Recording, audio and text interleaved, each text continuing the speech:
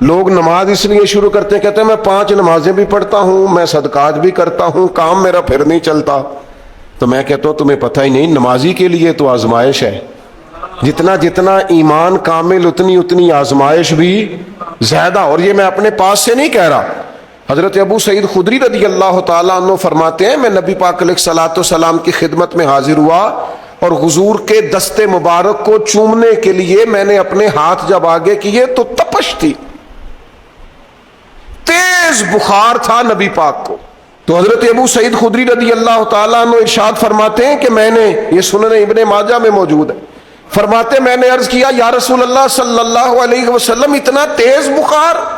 حضور فرمانے لگے ہم پر جو آزمائشیں آتی ہیں نا انبیاء پر، وہ عام لوگوں سے دگنا آتی ہیں۔ یہ تو لاڈلے ہیں، یہ تو محبوب ہیں اللہ کے۔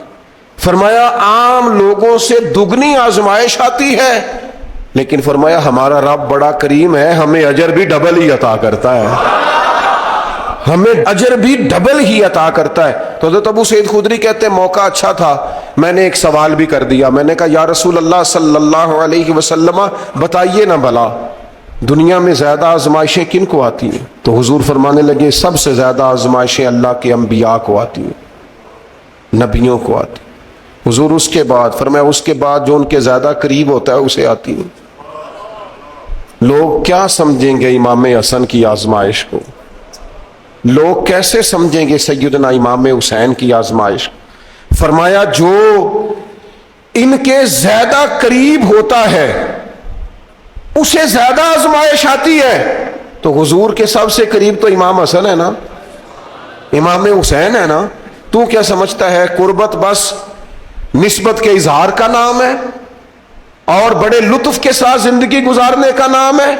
تو نبی پاک علیہ الصلوۃ والسلام نے فرمایا بات بڑی مزے کی ہے، فرمایا پھر اللہ کے بعض بندے تو ایسے ہوتے ہیں جنہیں اللہ فقر میں مبتلا کر دیتا ہے، فرمایا ان کے پاس صرف ایک چادر رہ جاتی ہے، اتنا فقر ان کے پاس آتا ہے، لیکن جو حدیث کے آخری لفظ ہیں نا وہ وجد والے ہیں، وہ وجد والے ہیں، وہ سرور والے ہیں۔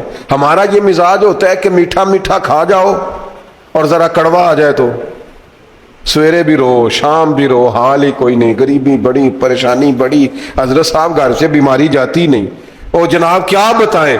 بعض لوگ تو ایسے ہیں جن کی بات سن کے لگتا ہے زندگی میں کبھی سوئی ہی نہیں، اتنے بڑے بڑے دکھ سناتے ہیں۔ او خدا کی رحمت کا بھی تو ذکر کرنا، خدا نے جو تیرے اوپر انعامات کیے ان کا بھی تو ذکر کرنا، ان کا تذکرہ ہی نہیں کر رہا میرا بھائی۔ نبی پاک علیہ السلام نے فرمایا ان لوگوں پر دکھ آتے ہیں پر قربان ہونے کو جی چاہتا ہے ان لفظوں پر۔